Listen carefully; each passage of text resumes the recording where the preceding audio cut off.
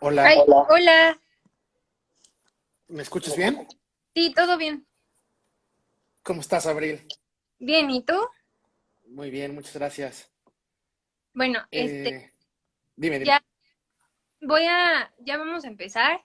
Este, Saludos a todas las personas que nos acompañan hoy. Estoy muy emocionada por bueno, por la colaboración en general y muy agradecida también porque Eh, pues es que mi primer acercamiento con el derecho fue con una constitución comentada por el doctor Carbonell. Entonces, cuando me contactaron me emocioné mucho y estoy muy emocionada de que pues nos estén acompañando aquí. Y bueno, hoy nos acompaña Raúl Castel. Les voy a leer un poco de su semblanza. Es licenciado por la UNAM y obtenía uno de los mejores promedios de la generación. Es especialista en justicia constitucional y derechos humanos por la Universidad de Castilla-La Mancha en España. Tiene una certificación en oralidad procesal por la California Western School of Law en Estados Unidos y actualmente labora en la Suprema Corte de Justicia y en el Centro de Estudios Jurídicos Carbonell y es docente de las materias de Derecho Constitucional, Derechos Humanos y Sociología Jurídica. Muchas gracias, Abril. La verdad es que el privilegio y el honor es para mí y para el centro, por supuesto. Hemos seguido de cerca tu trabajo con Youth para Dummies y cuando yo te pregunté y hablamos de esta posibilidad de colaborar y te pregunté sobre tu equipo de trabajo, ¿no? Que si tenías un equipo, etcétera, y me dijiste, no, yo lo hago todo sola, pues la verdad es que todavía es más impresionante y más, resalta más tu talento y tu capacidad. Así que el privilegio es mío, es nuestro. Y muchas gracias por este espacio. Yo creo que podemos, digo, no me gustaría que fuera una plática mía, ni una conferencia, ni mucho menos, porque justo no sería para dummies, sino más bien un diálogo que podamos tener tú y yo y también las personas que nos estén amablemente viendo, pues que vayan ahí comentando algunos temas para poderlo platicar, ¿no? Entonces, en ese sentido, pues yo quedo a tus órdenes. Y en esta suerte de diálogo, pues también me toca a mí presentarte porque también queremos, bueno, quiero yo aprovechar esta oportunidad para hablar de lo que es Just para Dummies, cómo nace el proyecto, qué te inspira a tener esta creatividad de las publicaciones. Y bueno, como estudiante además del TEC de Monterrey, fundadora de esta cuenta y este gran proyecto que es Just para Dummies, presidenta también del Comité de Participación Estudiantil en el TEC, pero en el Campus Santa Fe y coordinadora de comunicación y medios del Consejo Interuniversitario Nacional de Estudiantes de Derecho. Así que también a tu corta edad y con esta, con este incipiente carrera que vas a tener, pues te auguro todo el futuro y toda la brillantez y enhorabuena. Bueno, pues muchas gracias. Yo, preparé bueno, no, que va a ser live. Vamos a hablar de la importancia en general de la socialización del derecho y, pues, por qué es importante de como dejarlo de hacerlo tan técnico y que solo quienes estudiamos derecho, son abogados, lo entiendan. Entonces, eh, preparé algunas preguntas. Si quieres empezamos con las preguntas que yo tengo y después ustedes preguntan. ¿Les parece? Perfecto, perfecto, adelante. Bien. Eh, bueno, o sea, las universidades son algunas como muy tradicionales. Yo empecé a estudiar en la Universidad Panamericana y no me fui muy contenta y pues me cambié al TEC. Entonces, ¿cómo, ¿cómo es la enseñanza del derecho tradicional? O sea, porque es importante como avanzar hacia otras formas de aprender el derecho y de enseñarlo también. Mira, estoy convencido de que la enseñanza tradicional del derecho está rezagada, ¿no? En el proceso de enseñanza-aprendizaje. Creo que el mundo en el que estamos viviendo hoy en día, sobre todo ahora en un mundo post-pandemia, ¿no? O que estamos en esta revolución de relaciones sociales y jurídicas totalmente nuevas, la enseñanza tradicional se ha quedado corta. Las escuelas y las facultades de derecho lo que enseñan durante todos sus planes de estudio y el diseño de los programas de estudio pues son promueven el desarrollo de habilidades jurídicas, de conocimientos propios de la enseñanza jurídica. Es decir, implica que los estudiantes tengan un dominio de conocimientos necesarios, pero limitativos, para interpretar, aplicar y vigilar el sistema jurídico o resolver los conflictos de conformidad con las leyes, ¿no? Eso es una visión, creo que se puede generalizar en la escuela tradicional. No hay creatividad, no hay razonamiento, no hay innovación. Es una enseñanza que de alguna manera pues mantiene el status quo de los abogados como únicos intérpretes de la ley, lo cual también, y seguro el rato lo vamos a comentar, limita el acceso a la justicia de las personas, ¿no? Justo eso es la socialización. Para que una persona pueda tener acceso a la justicia necesita forzosamente pagar un buen abogado, que es de alguna manera el intérprete de la complejidad del sistema jurídico y de las normas, ¿no? Quienes tienen dinero para pagar a un abogado pueden conseguir justicia y quienes no tienen dinero pues no pueden conseguir justicia. Entonces, yo creo que la enseñanza tradicional del derecho caduca, cuadrada, digamos, monótona, tiene tres características fundamentales que debemos romper de inmediato. La primera es que es una prevalencia de una clase magistral en donde el maestro da la verdad única, digamos, ¿no? Como los dogmas, el estudiante es un estudiante pasivo y solamente se limita a escuchar lo que el maestro dice, aprender las cuestiones necesarias para pasar los exámenes y se acabó el asunto. No hay análisis de fondo, no hay una labor analítica y las afirmaciones de los maestros son verdades. La segunda característica de esta educación que ya debe ser superada es la prevalencia de la teoría sobre la práctica. Pero ahorita tratamos de hablar sobre la práctica, pero en general lo que se estudian son teorías, ¿no? Que claro, debe ser importante, es la base, tiene que estar robustamente esta base para el ejercicio profesional, pero digamos que se prevalece esta información teórica y cuando el estudiante, el egresado, sale al mundo real, al tribunal, a asesorar a alguna empresa, asesorar a algún cliente, a resolver los conflictos, pues ve que no le sirve mucho porque también esta idea de práctica, mal entendida, supone que la práctica significa aplicar los conocimientos teóricos, lo cual desde mi punto de vista es incorrecto. La práctica más bien es ser conscientes del contexto social, de los hechos, de las pruebas, del valor de razonamiento jurídico, el llamado diseño de pensamiento legal. Eso es la práctica, creo yo, para poder resolver conflictos, que finalmente también es el objetivo final del abogado. Entonces, no hay este entendimiento de práctica, como analizar e interpretar la realidad para entender los contextos específicos de cada caso. Y finalmente, la última característica, la tercera característica, es que no se presta atención en los planes de estudio de la mayoría de las escuelas en nuestro país y facultades a materias de orden social, no meramente jurídico, ¿no? Te decía un poquito que creo que la educación solamente es para desarrollar conocimiento jurídico y eso deja fuera una capacidad de sensibilización, de socialización. Creo que las escuelas tienen que sensibilizar a los alumnos para este mundo en el que estamos viviendo nosotros, los jóvenes, y sobre todo lo que va a cambiar en los próximos 10, 15, 20 años. Entonces, independientemente del conocimiento jurídico, de las materias meramente jurídicas como derecho civil, derecho mercantil, etcétera, tiene que haber un fortalecimiento de materias como sociología, como economía, como medio ambiente, etcétera, ¿no? Eso es lo que podría opinar. ¿Tú qué consideras como estudiante hoy en día? Porque yo salí de la facultad también hace unos años. ¿Tú cómo lo ves? ¿Qué crees que es la educación tradicional?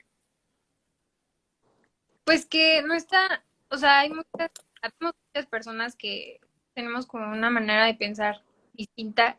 O sea, por ejemplo, yo tengo TDA, estudiar como que me digan las cosas como muy cuadradas o estar que una hora o dos el profesor o profesora me esté explicando un tema y, o sea, que sea como, sí, sí, justo, un monólogo y no haya participación ni, o sea, como que no sea dinámica, es muy complicado para personas como yo. Y también para mis compañeros que a lo mejor no tienen ningún problema con TDA o otras cosas, pues es complicado estar enfocado 2 horas o más, porque en el TEC nos dan clases de 5 horas, entonces 4. Entonces, pesadísimo. Y retener tanta información o sea, en tan poco tiempo, porque la manera en la que retenemos es como chiquita, entonces hay que como buscar maneras de, ok, vamos a una hora práctica y otra hora teórica, entonces ya estás viendo como esos conceptos que aprendiste una hora antes los están aplicando.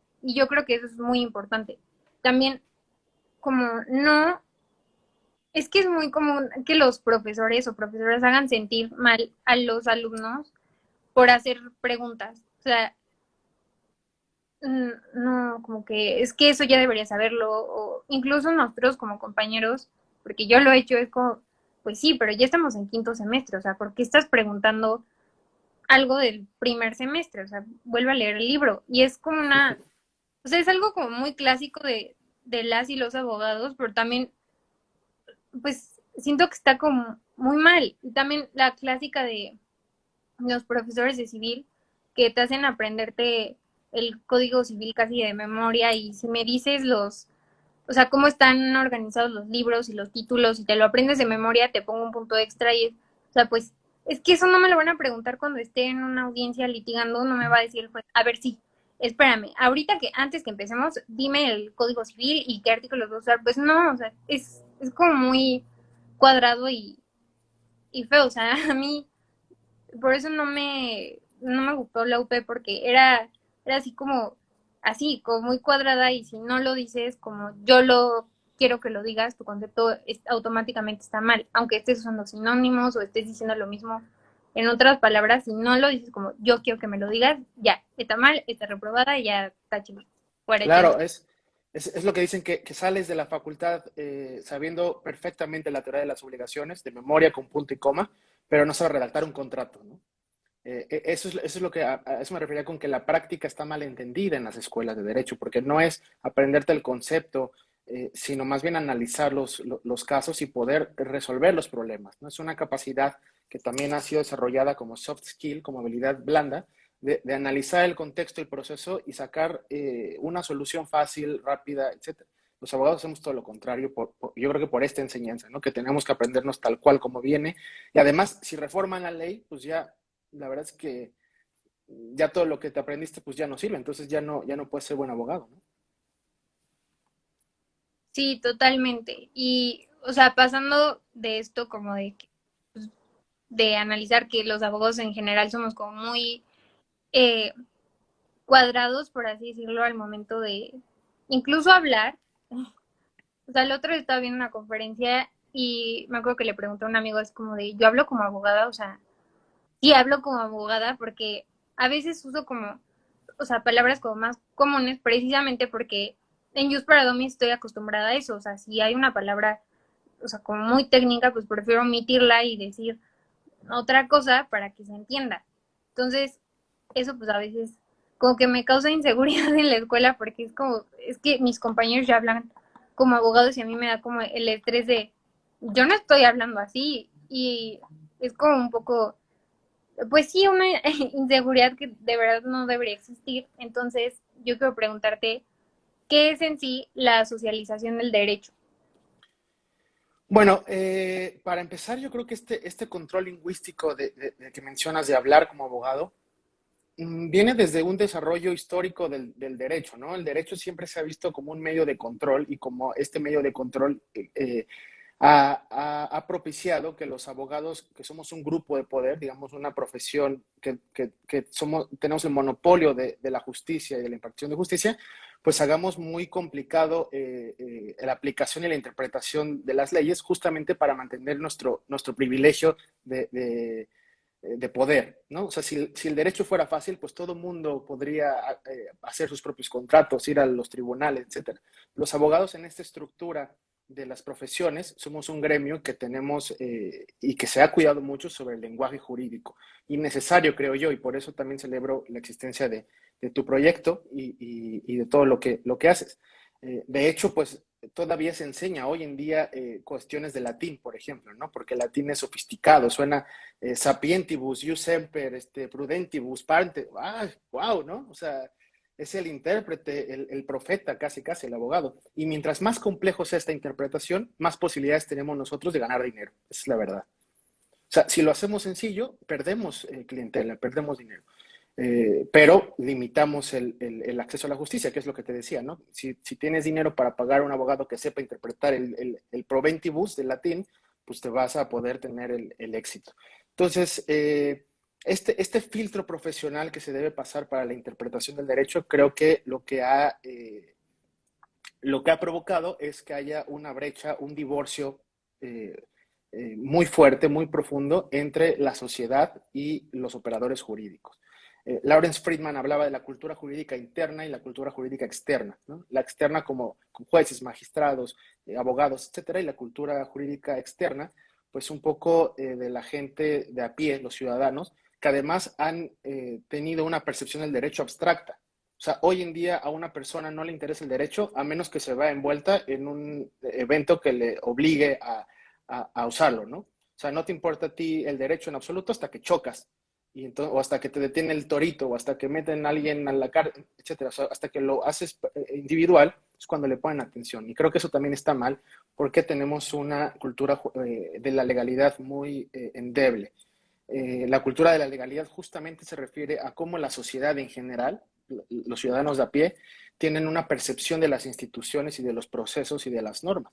Entonces, cuando estas instituciones, normas y procesos son sumamente complejos, hace que la cultura jurídica externa no pueda hacer los propios. Y entonces viene un quiebre que es muy trágico porque hay corrupción, porque hay inseguridad, porque hay violaciones de derechos, porque hay violaciones a la dignidad de las personas, porque hay intolerancia, porque hay agresividad, etcétera.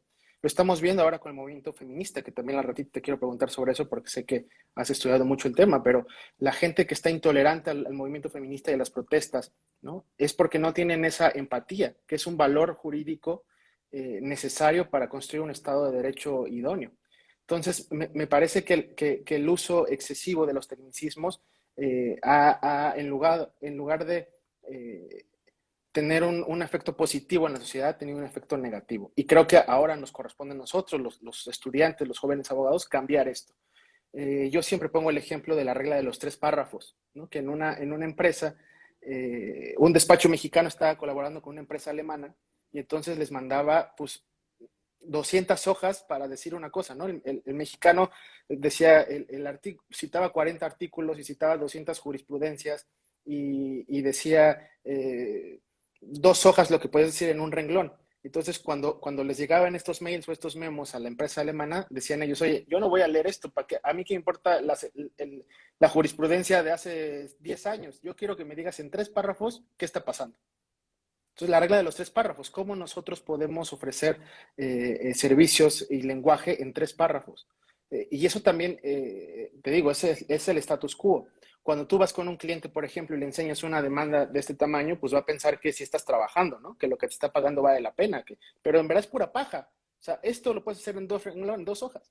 Y cuando vas con un cliente con una sentencia muy bien hecha, muy bien elaborada, con argumentación, con razonamiento, pero delgada, dice, oye, pues te estoy pagando y no has trabajado, ¿no? Estás echando la flojera. Y eso es parte del mal entendimiento y del excesivo uso del lenguaje jurídico. Sí creo, por supuesto, que los abogados y los operadores jurídicos necesitamos tener una cierta profesionalización en cuanto al lenguaje. Eso digamos, indiscutible, pero no excesivamente, no excesivamente, y menos con una finalidad para mantener el poder del gremio. Creo que el gremio tiene que también bajarse del escalón y ser más social, justo en la socialización del derecho, ¿no? Que todas las personas lo puedan entender, que todas las personas sepan que tienen derechos y que además se pueden defender, que se puede luchar a través de procesos. Sí, porque además, o sea, a muchas personas no les interesa como el derecho en sí porque lo ven como esta, no sé, como este libro gigante, o sea, lleno de palabras súper complicadas y difícil y así como de, pues qué flojera. Y es algo como, piensan como de, nunca lo voy a necesitar en mi vida porque pues yo soy ingeniero o soy doctor o soy X cosa, cuando la realidad es que, o sea, el derecho está en tu vida, o sea, quieras o no, o sea, porque eres persona.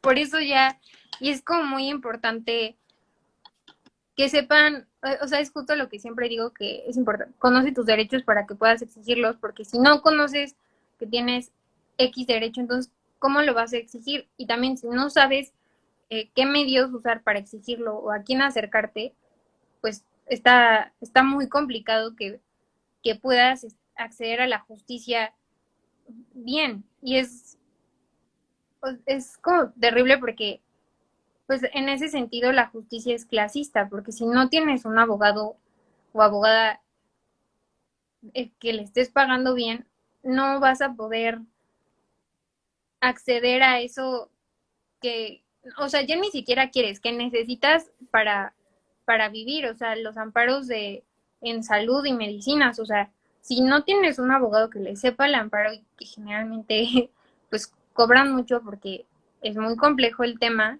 no vas a poder hacer nada y o sea, es lo que pues no, me enoja, pero por eso también está esta cuenta aquí, o sea, porque es como muy importante y justo eso también enseñarle a los alumnos a ser como empáticos y empáticas, porque pues, nunca falta, o sea, profesores o profesoras que llegan y hacen comentarios pues, bastante desafortunados en clase y son cosas que si algún compañero o compañera ya piensa, como lo está diciendo un profesor o profesora, pues no, ya no lo van a ver mal. Como, pues es que si lo está diciendo mi profesor y es una persona estudiada y lo que quieras, pues entonces no está mal. Y si yo voy por la vida diciendo eso no pasa nada, porque pues me están dando clases y está bien entonces. Entonces, pues sí. Y sabes que esta socialización que se debe de dar para robustecerla y para fortalecer la cultura de la legalidad, también es importante mencionarlo que no es una vía, ¿no? Hay dos vías, digamos, la vía formal, que es a través de las escuelas y las universidades, las que forman a los abogados, las que, como bien dices, deben empezar a sembrarles esta empatía o esta sensibilidad para ser abogados con sentido social, no solamente en un ámbito meramente legal, sino que tengan un sentido social, pero también por una vía informal, a través, por ejemplo, de los medios de comunicación, de la tecnología, de las conferencias, de los encuentros cotidianos que hay, ¿no? La cultura de la legalidad, tanto externa como interna, solamente se puede ir fortaleciendo a través de estos mecanismos para que la gente, uno, sepa, como bien dices, qué derechos tiene y cómo pueden hacerlos garantizados, ¿no? Cómo pueden exigir esa justiciabilidad de los derechos. Sí, y bueno, puse como punto a discusión lo de las sentencias de lectura fácil que están, o sea, se han vuelto como muy populares en, bueno, en Twitter es donde las he visto. O sea, como, es que, ay, a veces, bueno, a mí me pasa que a veces es muy difícil como explicar un tema sin, sí, o sea, sin que deje de ser complicado. O sea, una vez me acuerdo que hice una publicación de las épocas de la corte, creo que fue. Y alguien me puso, es que, o sea, sigue siendo difícil. O sea, sigo sin entender. Y yo, es que ya no, o sea, yo sentía que ya no podía sintetizarlo más, porque si lo sintetizaba más ya no, ya menos iba a entender. Entonces, me parece como un gran reto las sentencias de lectura fácil, pero para el juez o la jueza que las está haciendo, porque es algo que no, pues no están acostumbrados. Sí, a ver, lo que quiere saber el cliente o la persona que está contratando al abogado es conocer si ganó o perdió. No, eso tienes que explicar a la persona, ¿no? Cuando la corte o los jueces, los tribunales emiten sus resoluciones, pues también son resoluciones muy grandes, muy llenas de tecnicismos, en donde también muchas veces se copian los precedentes de todo el proceso, los expedientes, etcétera, y al final te quedas tú como ciudadano, como, bueno, gané o perdí, ¿no? O qué tengo que hacer, explícamelo. Y ahí está otra vez el abogado que tiene que ser el intérprete. Las sentencias de lectura fácil surgen en la Corte a través del análisis de la discapacidad entendida como un fenómeno social y no como un fenómeno de salud. La primera sentencia de lectura fácil que se publicó fue la del caso de Ricardo Aldair. Era un joven que tenía el síndrome de Asperger y promovió un juicio para poder tener derechos propios, autonomía sobre su dinero, sobre sus propias decisiones, ¿no? Y entonces la Corte emitió una sentencia tradicional con los tecnicismos y con toda la parte jurídica, pero otra sentencia, un documento dirigida a Ricardo, en donde tal cual decía, a ver Ricardo, tú quieres usar tu dinero para comprar tus cosas y por eso pediste a esta Corte que analizáramos tu caso.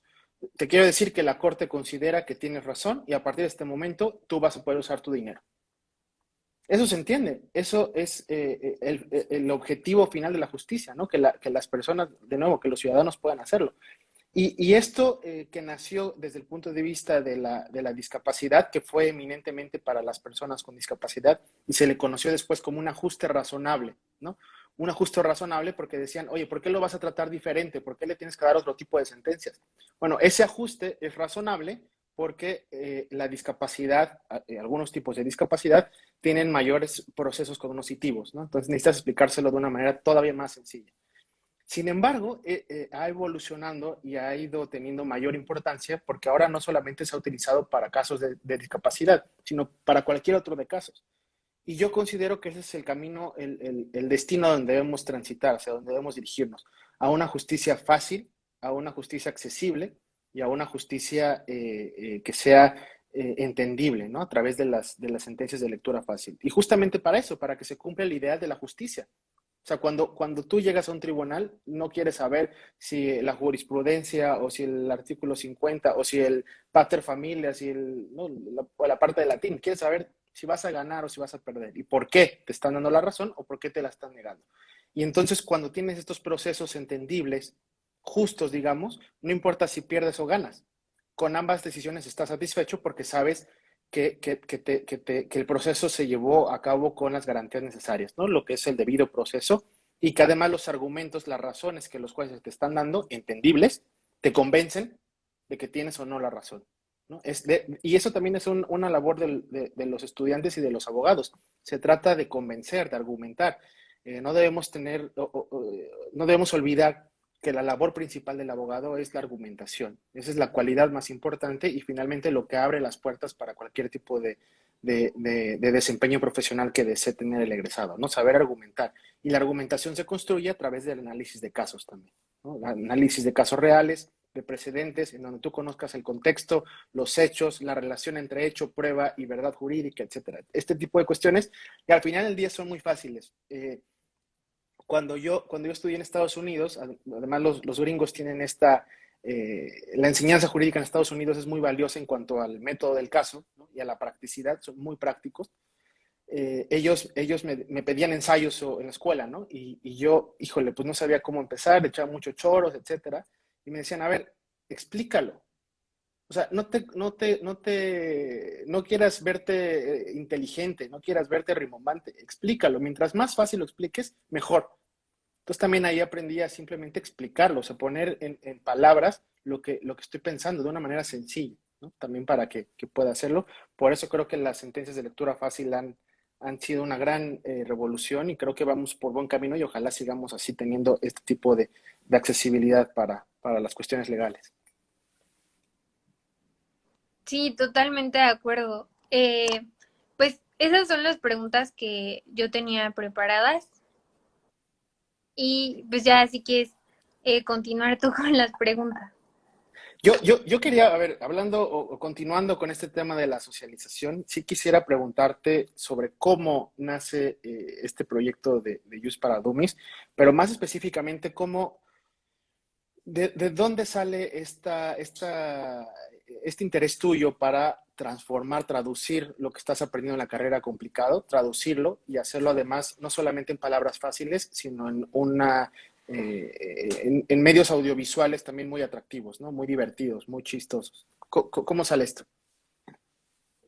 Pues es que, eh, bueno, nació de una... Yo estaba estudiando en la UP y estaba muy terca con estar ahí porque ya un primo me había dicho como es la mejor universidad de derecho del país y porque antes de entrar a la UP yo quería entrar al TEC y mi primo me dijo, no, el TEC no, vete a la UP y pues me ensayo, me fui a la UP Y sufrí mucho en la UP me diagnosticaron el TDA porque yo ni siquiera sabía que lo tenía. Y cuando decidí como ya salirme, o sea, darme de baja, dije, ok, o sea, no, o sea, definitivamente no era la escuela, pero yo siempre estuve segura de que quería estudiar Derecho y mis apuntes en la UP, la verdad, estaban muy bonitos y eran muy buenos, y todo el mundo se los rolaba. Entonces, cuando entré al TEC, mis horarios cambiaron, empecé a tener muchísimo más tiempo del que tenía en la UP, entonces dije, o sea, aparte no, los 2 primeros semestres solo tuve una materia de Derecho bien, y todas las demás fueron tronco común con las demás ciencias sociales, porque es TEC 21. Entonces, no estaba viendo nada de derecho y me estresaba mucho de, tenía una clase un día y ya no volví a tener clases y yo, o sea, es que me desespera no estar haciendo nada, porque yo estaba acostumbrada a estar todo el tiempo en la escuela y todo el tiempo haciendo algo, entonces dije, o sea, ¿qué voy a hacer? Y me acuerdo que a mí me gusta mucho Pictoline y dije, o sea, es que no hay una cuenta de derecho que sea como Pictoline, o sea, mi idea era hacerlo justo como, como Pictoline, pero de derecho.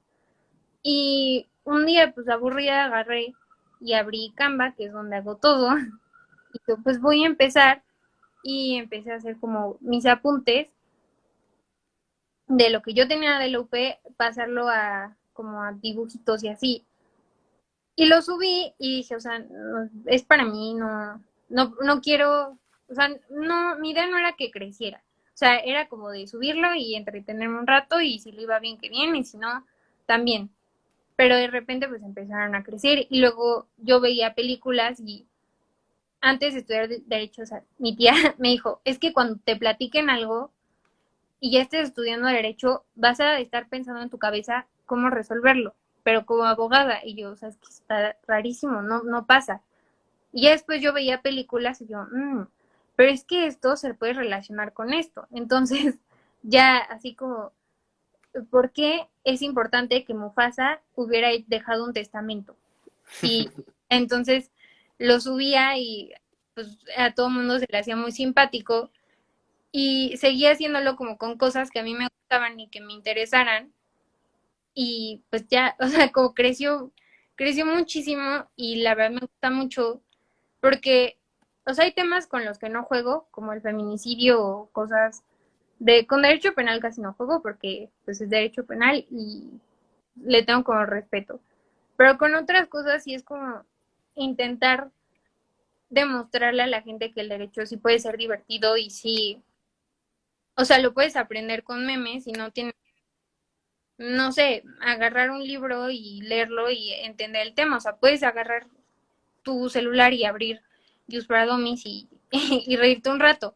Que también, o sea, a las personas que estudian Derecho no les recomiendo, o sea, como usar mis publicaciones para la escuela porque pues no quiero que los vayan o sea, regañar por citar una de mis cosas que yo sepa, nadie lo ha hecho y ya, pero o sea, es como a eso tendía, o sea, que era para estudiantes y después un profesor a mí me dijo, es que no lo cierres solo a estudiantes, o sea, ábrelo a la gente en general y fue cuando ya empecé a hablar como de cosas que a todo el mundo le interesaban o que estaban pasando en el país. O sea, una vez hablé de la suspensión del Tren Maya con Cusco cuando suspende la construcción de Cuscotopía. Entonces, pues es una manera de que a la gente le interese el tema porque está pasando en este momento, pero que también aprendan algo. Entonces ya no, pues ya es más difícil que se los chamaqueen, como dicen. Claro, y justo es importante y qué bueno que tomaste la decisión, abrirlo al público en general y no solamente a estudiantes, porque también debido a esta endeble educación jurídica, pues los abogados ya titulados, ya profesionistas, pues también la verdad es que no siempre conocen estos temas así de fácil, ¿no? Muchas veces una palabra en concreto te puede despertar el chip, ¿no? Y dices, esto que no entendía y que había estudiado tanto y tanto y leído tanto y tanto y no lo entendía, con esta palabra, con esta imagen o con esta referencia al Rey León o a Cusco, etcétera, ya lo agarro y entonces también eso mejora el desempeño profesional. Fíjate que cuando se abrió el centro Carbonell, la verdad es que siempre se tuvo una visión como muy práctica, ¿no? O sea, no elementos teóricos ni abstractos ni discusiones académicos, sino algo que te ayude en tu día a día. Y me acuerdo que uno de los primeros cursos que salieron era de cómo redactar una demanda, dirigido a abogados, no a estudiantes. Y entonces mucha gente decía, oye, pues si yo ya sé, ¿no? Si yo abro el Word del machote y pongo, nada más le cambio la fecha, el nombre y lo imprimo y listo. Pues eso no es redactar una demanda. Entonces mucha gente se reía y decía como que esto no va a servir para los abogados, más bien para estudiantes, etcétera. Y cuando se abrió el curso, eran más de 100, 150 abogados que estaban ahí para aprender, ya, o sea, ya tenían años de práctica, de experiencia profesional y no eran capaces de redactar una demanda por sí solos, ¿no? O sea, de cero. Y esto también es importante porque no solamente es una cuestión que debemos dirigir a los estudiantes, sino al gremio en general. Entonces, qué bueno que lo hiciste. Oye, Abril, eh, ¿qué opinas del lenguaje jurídico? Digo, un poquito ya nos dijiste que no hablas como abogada y que eso tal vez te pueda dar inseguridades con los compañeros, etcétera. Pero ¿tú crees que se tiene que ir normalizando este nuevo lenguaje jurídico o crees que vamos a ser dummies para siempre? O sea, ¿cuál es tu perspectiva sobre eso? Porque también déjame decirte, ahorita que publicamos el póster de Derecho para Dummies, mucha gente hasta se sintió ofendida, ¿no? Decía, oye, ya googleé lo que significa dummy, significa tonto. Es como que derecho para tontos, ¿no? O sea, ¿o crees que debemos ir transitando a esa facilidad del lenguaje? Pues, o sea, Dummies lo puse porque yo me considero así y de hecho en la descripción lo puse como eh, Nerd and Dummy Friendly, porque es como hasta el más ñoño y el más dummy puede entenderlo. Entonces es como derecho a prueba de tontos. Entonces, yo sí creo que el lenguaje eh, depende del contexto, es como se debe de hacer, como más, si más sencillo o más complicado. O sea, no es lo mismo que entre abogados estemos usando como lenguaje jurídico y nos entendamos, porque nos vamos a entender porque pues vivimos de eso y dormimos, soñamos con eso. Pero justo cuando una persona tiene un cliente es como muy difícil eh, que alguien que no estudió derecho entienda. Y por más que uno le explica, o sea, no, no está sencillo aprender, no sé, sucesiones y qué va a pasar con los terrenos de la abuelita si no te lo explican como con peritos, o sea, con palitos y manzanas y peritas. Y yo sí creo que a lo mejor en lo, o sea, en lo académico y en lo profesional, pues ese lenguaje está bien, eh, pero también yo creo que también es importante que vayamos como caminando hacia la idea de que tenemos que hacerlo más sencillo para todos, o sea, no es lo mismo, o sea, hay sentencias de la Suprema Corte que leo 1000 veces y sigo sin entender y yo creo que aunque estoy estudiando derecho, pues debemos como hacerlo, ¿sabes qué? O sea, simplificarlo, o sea, también justo simplificarlo y lo de los, hacerlo corto, porque en trabajos o así, luego yo también he hecho mucho choro porque me dejan así como, pero la extensión es de 5 páginas. Entonces a mí, yo a lo mejor en 2 páginas ya dije lo que tenía que decir y ya para las otras 3 ya estoy así, pues ahora que me invento y entonces me pongo a pegar tonto, este, sentencias de la Suprema Corte que considero que aplican a lo que estoy hablando, pero ya es realmente, ya no son como tan relevantes, solo las pongo como para cubrir esa extensión. Entonces, yo sí creo que, pues, no, tampoco como cancelar el lenguaje jurídico, pero sí intentar avanzar a que sea más sencillo. Sí, también el entendido de que el lenguaje es un ente vivo, ¿no? Va evolucionando, tiene que ir adecuándose a las necesidades sociales. También, a ver, aquí podemos criticar si es bueno o malo, pero la verdad es que las nuevas generaciones tienen un proceso de atención muy limitado. ¿no? Está comprobado los jóvenes estudiantes de bachillerato, de secundaria, ya no leen los libros de texto, ya quieren un resumen de 2 hojas y más de 2 hojas no van a leer, o los videos inclusive, ¿no? O sea, si dura más de 15, 20 minutos el video, ya no lo ves. Tiene que ser muy corto, muy directo y también entendiendo que el lenguaje va adecuándose. El lenguaje inclusivo, por ejemplo, ¿no? Es otro gran tema que mucha gente no está a favor, diciendo o argumentando que la RAE ya dijo, ¿no? O que la lengua española o que la gramática, etcétera. Bueno, eso no es vivo. Lo que es vivo son las nuevas relaciones sociales, las nuevas relaciones familiares, el nuevo entendimiento de la identidad de género, por ejemplo, ¿no? Entonces, para mí vale más, y creo que la clave de nuevo está en la sensibilización, tener esta sensibilización para adecuar una palabra que no cambia, o sea, no te va a hacer ningún daño, no te va a violentar ningún derecho si la modificas, a que si la mantenemos como status quo, y ahí sí puedes generar daños como la inclusión, por ejemplo, ¿no? Eh, Abril, como estudiante, como actual estudiante, ¿qué crees que necesita cambiar la educación jurídica del país? ¿Cómo te gustaría tomar clases? ¿Cómo te gustaría que fueran tus próximos semestres o cuatrimestres? Si tú tuvieras esta oportunidad, en tu experiencia, ¿qué cambiarías? Pues, o sea, en primera como, o sea, que no sea tan teórico, o sea, de verdad, o sea, es muy difícil que después de 2 horas alguien te siga agarrando el hilo de todo lo teórico que estás diciendo. O sea, la clase puede ser muy padre, pero si no sales de lo teórico o de estar leyendo el Código Civil y hacer notas, está muy difícil que lo retengas. Y después el problema viene cuando hay exámenes, cuando ya te gradúas y tienes que, ahora sí, irte a los juzgados y pues al mundo real. Y no es lo mismo que un salón de clases. Y también no, o sea, a mí no me gusta o sea, los conceptos que te los tengas a aprender como merolico y que tengas que decirlos así, pues sí, como merolico todo el tiempo así. Y ya la realidad es que un concepto bien aprendido, o sea, te va a quedar toda la vida y aunque no uses las mismas palabras del libro que usó García Maínez en los 50, o sea, te va a funcionar porque te lo sabes y lo sabes, justo, lo sabes aplicar a la práctica.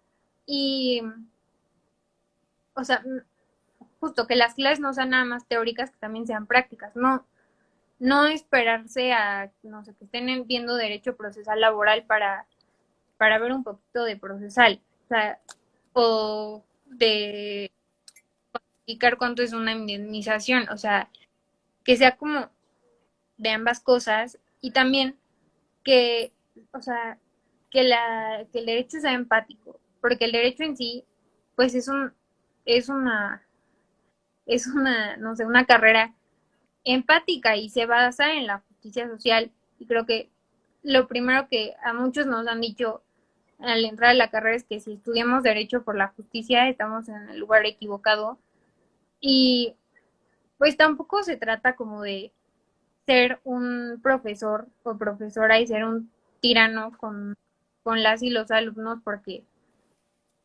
o sea, el mundo es difícil, pero no hay que hacerlo como más complicado para todas. Y, y también como o sea, que haya perspectiva de género se me hace muy importante y que no nada más se limite como a las clases de constitucional o de derecho penal, o sea, que sea en todo, porque la perspectiva de género no está nada más en esas materias, está en todos lados. Y ya, o sea, justo que haya como esa parte de empatía y de conciencia social y de clase, porque pues o sea, convivimos con personas, no estamos tratando con máquinas y tenemos que aprender a ser como empáticos y aprender o sea, pues no, a ponerse en los zapatos del otro, porque a lo mejor muchas veces hablamos del privilegio y de, bueno, es que échale ganas y no es tan sencillo como échale ganas o deja a tu marido y ya vete y salte, o sea, no es tan sencillo. y es Claro, mucho, no hemos vivido nada de eso. claro, claro. Y justamente yo creo que el valor de los maestros y de las escuelas no solamente es formar buenos profesionistas con conocimientos técnicos, sino justamente coadyuvar para desarrollar mejores personas, ¿no? Que tú egreses de las escuelas, de las facultades, siendo un abogado de excelencia, pero una persona todavía mejor, ¿no? Con empatía, con sensibilidad. Y esto que dices también es muy relevante porque yo siempre digo que en las aulas se vale equivocarse, ¿no? Comentabas hace ratito que te daba pena preguntar, porque tal vez eso ya lo debías haber visto en el semestre pasado, etcétera. Yo creo que mientras más se equivoque uno en las aulas, menos grado de error tienes en la práctica.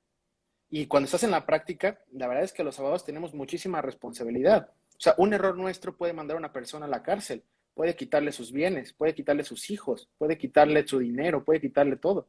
Un error, ¿no? Entonces, para evitar eso, para tener un desempeño óptimo, necesitamos equivocarnos 200,000 veces en las aulas.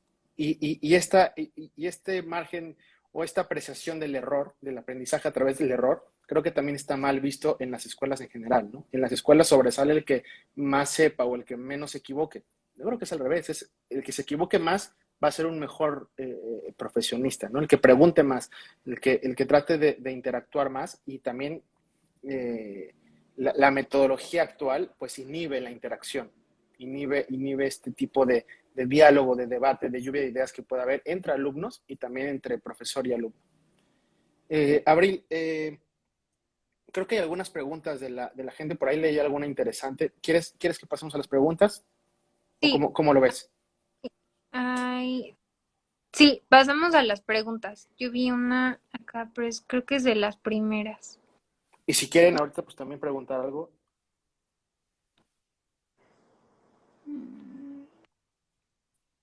Pues es que la estoy buscando porque se mete un buen de gente y hay muchas notificaciones y se fue muy abajo, creo.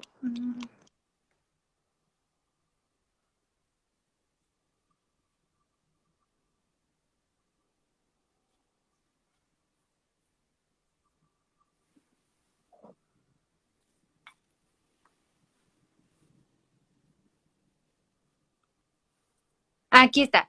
¿Qué opinan de la reforma judicial y el sistema de precedentes? ¿No creen que va a ser más estudioso el derecho alejado de la sociedad? Literal, vamos a tener que aprendernos muchos casos. Yo creo que al contrario, o sea, al contrario, los precedentes nos van a acercar a la sociedad. La gran diferencia entre el sistema de jurisprudencias como la conocemos antes de la reforma al sistema de precedentes es que en la jurisprudencia solamente nos informaban sobre la resolución, sobre lo que habían decidido, a lo que habían llegado. Y no conocíamos el contexto, ni las pruebas, ni los hechos, ni la disparidad, por ejemplo, de género, etcétera. La ventaja de los precedentes es que vamos a conocer todos estos casos como si fuera una novela, ¿no? Como si fuera un cuento, una historia. Y eso hace más interesante el derecho. O sea, si platicamos ahorita de los casos que ha resuelto la Corte, hay unos interesantísimos, ¿no? Hasta dan ganas de venderlo a la Rosa de Guadalupe o a una de estos programas porque de verdad son unas cosas que surreales, ¿no? Y eso es lo que se enfrenta el derecho. Creo que a través de los precedentes vamos, a mejorar mucho la enseñanza jurídica, porque finalmente los alumnos van a aprender a través de casos reales, con nombre y apellido, con aplicación práctica, y dos, van a desarrollar un razonamiento jurídico que, de nuevo, creo que eso es lo más importante. Y Perdón, creo que me fui. sí, se cortó un poquito. Y este razonamiento jurídico es lo más relevante en la carrera, ¿no? Saber razonar, saber construir argumentos, saber tener la sensibilidad de los hechos concretos. Claro que implica, pues esta reforma judicial implica, como bien dice la persona que preguntó, muchísima lectura y muchísimo estudio. O sea, ahora sí los abogados vamos a tener que estudiar a de veras, lo cual también es algo bueno, porque va a elevar el nivel del ejercicio profesional, ¿no? O sea, es bueno para la sociedad porque vamos a tener más sensibilidad, porque vamos a conocer las complejas relaciones humanas, modernas, nuevas, y por otro lado, vamos a estudiar ahora sí y dejar el uso de machotes o de jurisprudencia que solamente copiábamos y pegábamos para llenar la tarea o el Word o la demanda, ¿no? O sea, ahora sí se trata de ejercer el derecho en serio, el derecho vivo, como le llaman en Estados Unidos. ¿Tú qué piensas, Abril? ¿Estás enterada de los precedentes? ¿Qué opinión tienes? Sí, o sea, que es justo, o sea, sí es leer más, pero sí es como el contexto del chisme. O sea, no es lo mismo que te Claro, digan, me peleé con alguien, a que te digan, ah, pero fue por todo esto. Entonces, hay muchas sentencias que son como muy interesantes y cuando, o sea, cuando son interesantes se pasa rápida la lectura. Hay algunas que no. Las de derecho civil a mí no me gustan porque no me gusta el derecho civil, entonces se me hacen muy lentas. Pero sí creo que es como más, o sea, sí es más lectura y a lo mejor como más esfuerzo, pero también justo es eso, o sea, es ya lo estás aplicando, ya estás viendo cómo se aplica el derecho. Entonces, a mí me estoy muy contenta con la reforma. sí, claro, porque además también favorece temas como el género, como la perspectiva de género, la perspectiva de discapacidad, etcétera. Hay un caso muy rápido de una señora que mató a su esposo y además lo mató con unas condiciones pues muy terribles, ¿no? Lo destazó inclusive, lo puso en bolsas, etcétera. La señora ya llevaba no sé cuántos años en la cárcel y una organización retoma, una ONG retoma el caso con perspectiva de género, analizar las pruebas con perspectiva de género y resulta que la señora llevaba 20 años casada con un maltratador, pero de primera. O sea, le daba desayuno, comida y cena, la encadenaba junto a los perros y le daba de comer ahí, la golpeaba, la violaba. 20 años con eso, ¿no? Y lo que decías, bueno, ¿por qué no se separó? Qué fácil, ¿no? ¿O por qué no denunció? Pues porque el ciclo de la violencia implica un miedo a que si te ve con las amigas, pues te va a golpear el triple. Si te ves saliendo, pues te va a golpear el triple, te va a maltratar todavía más. Y además te aísla. El ciclo de la violencia contra la mujer es un fenómeno de aislamiento. Te sientes insegura, ¿no? Se puede sentir insegura de salir. Entonces, cuando se ve en todo este contexto, son los precedentes, la jurisprudencia nada más hubiera dicho, lo mató, listo, a la cárcel, homicidio, ¿no? Pero el precedente que te da todo el chisme completo, literal, pues te permite analizar con un escrutinio estricto cosas mucho más importantes, ¿no? Y llegar a resoluciones más justas. Entonces, yo creo que es muy benéfica. Sí, totalmente. Y tenemos otra que dice, ¿creen que exista obstáculos en la simplificación del lenguaje jurídico en estos tiempos en los que cada vez el derecho es más especializado?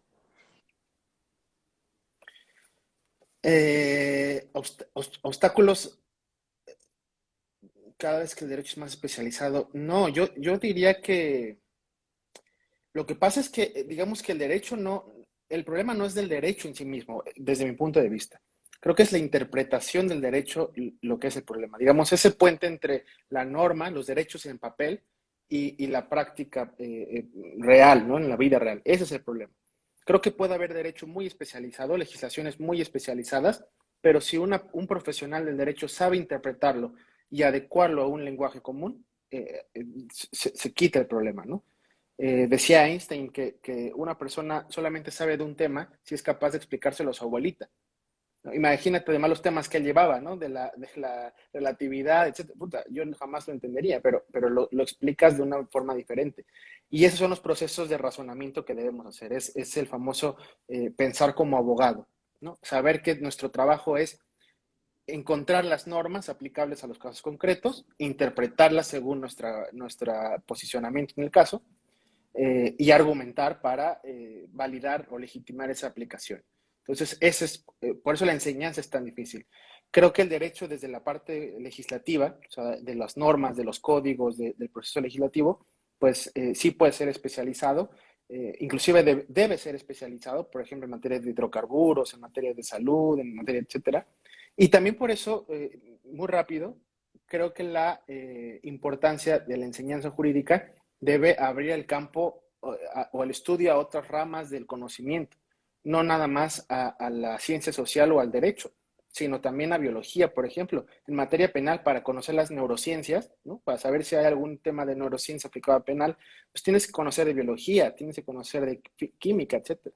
Entonces creo que ahora con la tecnología, ¿no? Con esta revolución tecnológica post-pandémica, necesitamos conocer de ingeniería, tú, por ejemplo, de diseño, ¿no? Para usar las aplicaciones de diseño, de creatividad, etcétera. Entonces, esta apertura a otras áreas creo que también nos enriquece mucho. Sí, totalmente. Yo creo que, o sea, tampoco se trata de ser todólogos y acá para querer acaparar todas las materias, pero sí se pueden acercar como con un especialista y, o sea, a veces eso hago yo porque o sea, no les sé a todo y pues no puedo agarrar todas las cosas, pero sí sé con quién acercarme. No sé, si quiero hacer una publicación de derecho penal, pues sé a quién me tengo que acercar para que me explique y ya entendí yo, entonces ya lo puedo yo hacer. Entonces, no creo que, o sea, que sea cada vez más especializado, o sea, como un obstáculo para hacerlo más sencillo. Solo, o sea, es como una circunstancia y ya, pero yo creo que sí tenemos que trabajar en simplificar el lenguaje jurídico y el derecho en general. Y esta es una responsabilidad también que viene del estudiante, ¿no? De saber a qué se va a dedicar, de ser lo suficientemente visionario para identificar qué áreas pueden servir en el futuro, no en el presente, porque se trata del futuro siempre, y aprovecharlas. Ponían un ejemplo de que tú vas a un restaurante que dice en su anuncio, vendo pizzas, hamburguesas, se te antoja una pizza, ¿no? Quieres comer una pizza. Y sales y ves un restaurante que dice, vendo pizzas, hamburguesas, alitas, espagueti, gorditas, lo que quieras. ¿Tú vas a ese restaurante teniendo ganas de pizza o vas al que está al lado que dice, solo hacemos pizzas desde siempre y somos los mejores haciendo pizzas? ¿A cuál irías? Si se te antoja una buena pizza, pues Pues, al que hace pizzas, ¿no? Al especializado. Entonces, nosotros como estudiantes, como abogados, tenemos esa libertad de decidir a qué especializarnos. Creo que sí tenemos que hacerlo, tenemos que especializarnos. Como bien dices, también rodearte de un equipo, ¿no? De un networking, de gente de otras áreas que pueda enriquecer nuestros puntos de vista. Y ahí viene la responsabilidad de identificar las áreas de oportunidad que hay. Claro, ¿te vas a dedicar al derecho civil? Bueno, pues suerte en una competencia brutal que hay con abogados que cobran 500 pesos en materia civil. O sea, cuidado. ¿Te vas a dedicar ahora a la justicia en línea? Bueno, o a los bitcoins, por ejemplo, ¿no? Al comercio electrónico, etcétera. Bueno, pues ahí tienes un área de oportunidad importante. Entonces también hay que identificar esas ventanas para aprovecharlas. sí, y creo que esta es la última pregunta que tenemos. Dice, ¿en el futuro las sentencias democráticas serán comunes?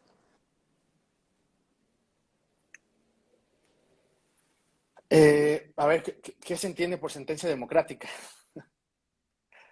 No lo sé. Habría que, si nos está viendo, que nos pueda dar un poquito de contexto. Tal vez se refiere a las sentencias de lectura fácil, ¿no? Por ahí podría ser. Digo, ahorita que nos escriba. Yo esperaría que sí fueran fáciles y creo que también esa va a ser la tendencia, no en esta generación, no en la de nosotros inclusive, sino quizá en los que apenas ahorita están ingresando a estudiar derecho, porque de entrada ya están estudiando derecho con una metodología totalmente diferente a la que estábamos acostumbrados, que es en línea. Y esto ya de entrada, o sea, en principio, digamos, significa dominar la computadora, el internet, las aplicaciones, etcétera. Entonces, creo que esa va a ser la tendencia porque el mundo y las relaciones humanas están transformándose de una manera brutal. Leía una frase que dice que la abogacía va a cambiar más en los próximos 50 años que en lo que hizo en los anteriores 200 años. Entonces también hay que tener eso en cuenta, hay que actualizarnos, hay que ser creativos e innovadores. Sí, totalmente. Y ¿cuál es pusieron otra. ¿Cuál es la mayor diferencia que creen que tiene el derecho en las escuelas públicas de las privadas con respecto al acceso a la información jurídica a la sociedad? Creo que en las escuelas públicas, y te voy aquí a decir algo muy, muy, muy concreto, porque yo estudié en la UNAM, y la UNAM la verdad es que pues, la Universidad Nacional tiene muchísimas ventajas y te permite este contacto con todos los extractos sociales del país, sin duda, pero creo que también flaquea mucho en cuanto a la realidad práctica de los abogados, ¿no?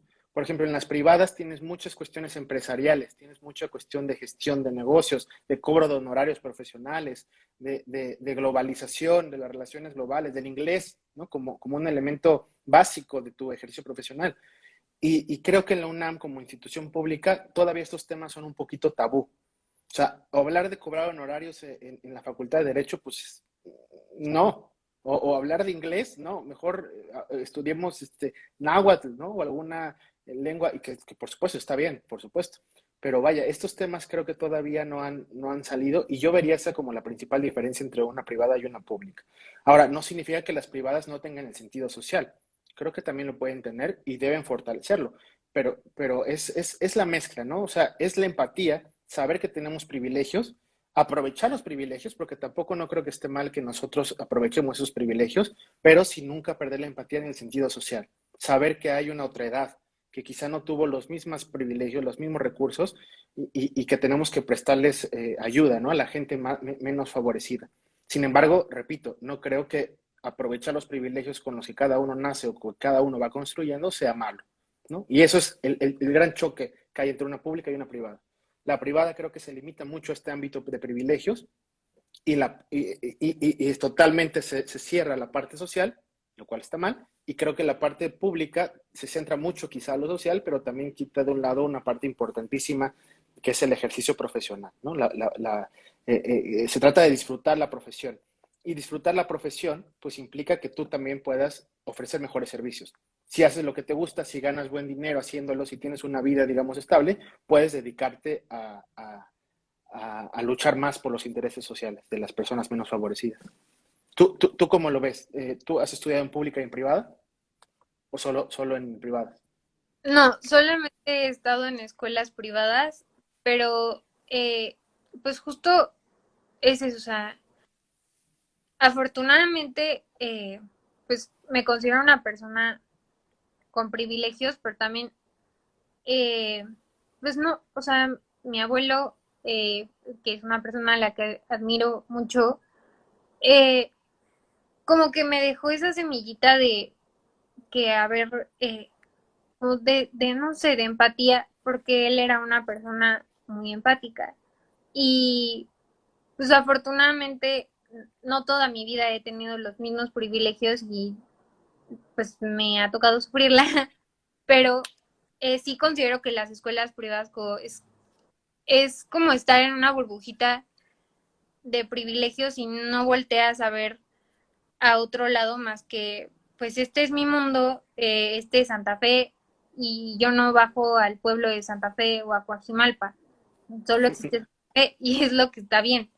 Y tampoco es así porque la realidad es muy distinta y también como pues sí está Santa Fe y está muy bonito, pero también está Coajimalpa, está Tláhuac, o sea, hay muchos lugares y si no, o sea, no es tampoco como ir por la vida y, este, no sé, como peregrinando, pero también es, ok, o sea, tienes este privilegio, aprovechalos, o sea, sácale todo el provecho y ayuda a los demás, porque que no tienen esa misma oportunidad que tú, Claro, y es importante también. claro, sí, es hacer uso, inclusive utilizar esas herramientas de los privilegios que cada uno podrá tener para ayudar a los demás, ¿no? A la otredad. Y es importantísimo porque si no se identifican las desigualdades, si no se identifica la vulnerabilidad, pues no se puede hacer nada, ¿no? Justo como decías, te envuelves en tu burbuja y pues de ahí, pues, pues creo que no puedes ayudar en nada. Y yo creo que, ¿creen que la abogacía tiene oportunidad para la era digital que estamos y va en decremento? Sí, sí, sí, hay muchas opiniones y muchos artículos sobre la tecnología y los abogados, sobre los robots y los abogados, ¿no? En el centro también, a través del liderazgo del doctor Carbonell, que siempre ha estado como en esta visión innovadora del derecho y el uso de las tecnologías, pues estamos con el miedo de que si los robots van a acabar con los abogados, ¿no? En Estados Unidos existe la máquina Watson, que es una máquina que diseñó IBM para despachos de abogados, Y entonces lo que hace es, a través de algoritmos, digamos, es una máquina como un refrigerador, tú metes la sentencia y lo que hace Watson es analizar qué probabilidades de éxito tienes si te vas a litigio, qué probabilidades tienes de éxito si lo resuelves en una conciliación, qué artículos son aplicables, qué precedentes pueden ser aplicables. Esto lo hace en 5 minutos, lo cual le tomaría a un abogado hacerlo en 2 semanas, ¿no? Si se dedica solo a eso. Y entonces ahora hay un fenómeno en Estados Unidos en donde la gente va al despacho de abogado y dice, oye, tengo este caso, pero no quiero que tú me lo consultes. O sea, quiero que Watson me diga qué tal si sí o no, porque tú vas a decir que hay que pelear porque quieres ganar dinero. Quiero que la máquina me lo resuelva, ¿no? También en 2019, para 2020, durante 2019, se publicaron cuántos casos resolvió el Tribunal Electrónico de eBay, de estas compras de reclamaciones, de devolución, etcétera. Y durante el año había resuelto más casos que todos los tribunales del mundo juntos. O sea, la Corte de Estados Unidos al año publica 90 sentencias. Nuestra Corte publica 2.000, 3.000 sentencias. Y ellos publicaron miles y miles y miles, ¿no? Entonces, creo que sí debemos tener este foquito rojo de que viene una revolución y un cambio tecnológico que va a cambiar, que está cambiando la forma de los abogados, y aquellos que no sean suficientemente listos para adecuarse, para aprovechar la tecnología en la prestación de servicios jurídicos, se van a quedar obsoletos, ¿eh? Y también para algunas personas que nos están viendo y para los abogados tradicionales, pues es algo prohibido, ¿no? Porque dicen, no, la tecnología es para otras cosas, el abogado no, si el abogado piensa, razona, resuelve problemas, pues no, yo creo que no realmente, ¿no? Sí, sí tenemos que ver este foco rojo y tenemos que aprovecharla, porque la tecnología, por definición, es un auxiliar a cualquier actividad humana. Entonces, usémosla a nuestro favor, usémosla para resolverlo más fácil, para tener más certeza en todas las cuestiones y sí tengámoslo de que ya está pasando, ¿no? Ahora con la justicia en línea, con todo esto por Zoom, por Instagram, etcétera, ese es el futuro. O sea, imagínate el futuro en 10 años, o sea, en el 2030. Es poco tiempo, pero imagínate cómo va a estar el mundo, cómo van a estar las relaciones sociales, cómo va a estar el derecho, qué tipo de cuestiones se deben resolver, qué tipo de cuestiones van a salir nuevos derechos, nuevas exigencias sociales, no solamente de humanos, el derecho de los animales, por ejemplo, el medio ambiente, el derecho a las máquinas también, ¿no? O sea, ¿no has visto esta película de Her, ella en español, con Joaquín Phoenix? O sea, se enamora de Siri, digamos, ¿no? De su celular. Y es un proceso de enamoramiento y de cariño y de procuración igual que tienes con un humano. Lo pongo en la mesa para generar un poquito de controversia, pero en un futuro quizá se podrán regular las relaciones entre humanos y máquinas y tecnología, ¿no? Ahorita nos parece hasta chiste, pero ¿qué es lo primero que haces cuando te levantas? Ver el celular. ¿Qué es lo último que haces cuando te duermes? Ver el celular. El celular se cayó WhatsApp y Facebook y Instagram hace 2 semanas y nos moríamos. Entonces imagínate esto en 10, 15, 20 años, ¿no? Cuando la generación de estudiantes esté practicando. Tiene que empezar a ver esto. No, a ver, hacer el contrato de renta para el departamento, ¿no? O hacer el contratito este de venta, de compra-venta, ¿no? No, piensen en lo que viene, porque de ellos será el futuro y de ellos será el éxito. Y creo que esas ahora sí ya son todas las preguntas y no sé si quieres dar como alguna conclusión y si no para anunciar el evento del miércoles. Creo que sí es miércoles.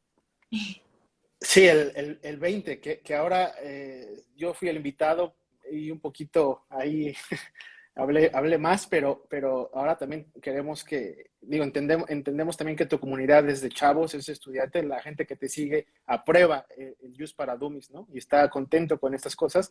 Y la verdad es que el miércoles vas a estar en un ambiente adverso, ¿no? Te decía yo que pues obviamente son abogados más tradicionales, más grandes, que inclusive se sentían ofendidos por la palabra Dummies.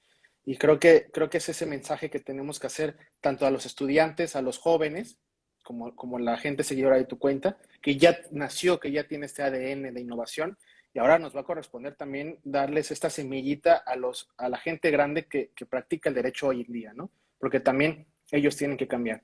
Entonces creo que va a ser ahí una plática interesante. Vamos a hablar de esos temas, pero con esta audiencia eh, pues más compleja, ¿no? Que tenemos que roer un poquito más para llegar al asunto. Y pues nada, agradecerte a ti y a todas las personas que nos siguieron el tiempo, la atención y ojalá hayamos pues dado alguna información relevante o algunas cuestiones que les interesen a las personas. Sí, muchas gracias y también gracias por estar acá y nos vemos el miércoles 20 en el Facebook de el Centro Jurídico Carbonell. Perfecto, muchísimas gracias. Hasta luego. Bye.